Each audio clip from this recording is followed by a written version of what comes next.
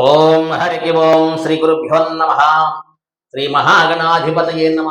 శ్రీ మాత్రయే నమ. యూట్యూబ్ ప్రేక్షకులకు నమస్కారము. శ్రీ జ్యోతిష్య నిలయము నుండి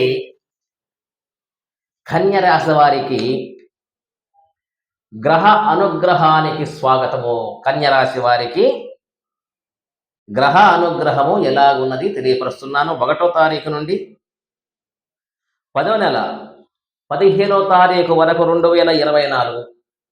1వ తారీఖు నుండి 15వ తారీఖు వరకు 10వ నెలలో 2024. కన్య రాశి వారికి రవిగ్రహము జన్మములో ఉన్నాడు. రవిగ్రహము జన్మములో ఉండటం వలన అనారోగ్యము, బంధువులతో విరోధము, శత్రు పీడ కలగటానికి ఎక్కువ అవకాశాలు ఉన్నాయి. అలాగే దశమస్థానంలో కుజగ్రహం ఉన్నాడు. రుణబాధలు, గృహములో సమస్యలు, చిక్కులు, చీకాకులు కలగటానికి ఎక్కువ అవకాశం ఉన్నది. వృత్తి యందు, చేసే వ్యాపార ఉద్యోగము యందు ఆటంకాలు ఎక్కువ కలగటానికి ఎక్కువ అవకాశాలు ఉన్నాయి. బుధగ్రహము జన్మములో ఉన్నాడు. చెడు స్నేహము చేస్తారు, చెడు అలవాట్లకి బానిసమవుతారు. చెడు స్నేహితాల వల్ల ధనము నష్టం కలగటానికి ఎక్కువ అవకాశం ఉన్నది. కొన్ని సమస్యలు రావటానికి, అపరిందులు రావటానికి ఎక్కువ అవకాశాలు ఉన్నాయి. గురుగ్రహం భాగ్యస్థానంలో ఉన్నాడు. ధనధాన్య లాభము, బంధువుల్లో మంచి గౌరవం, పలుకుబడి, కీర్తి ప్రతిష్టలు, స్త్రీల వల్ల ఆదాయము కలగటానికి ఎక్కువ అవకాశం ఉంది. స్త్రీల యొక్క మాటలు వింటే స్త్రీల మాటల వల్ల ముందుకు పోగలుగుతారు. అదృష్టం మీకు సొంతమవుతుంది. అదృష్టం మీకు వరిస్తున్నది.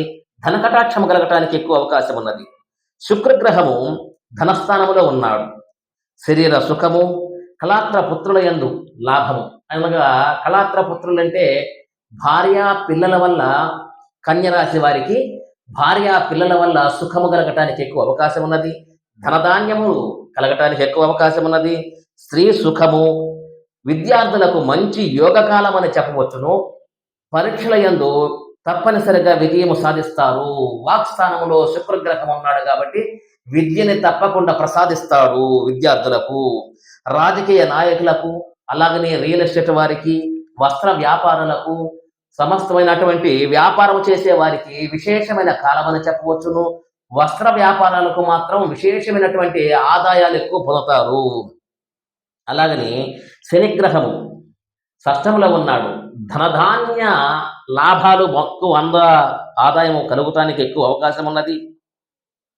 అలాగని గృహములో శుభకార్యము తలంచుతారు.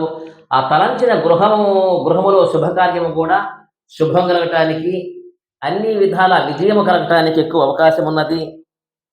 అలాగని రాహుగ్రహము సప్తములో ఉన్నాడు.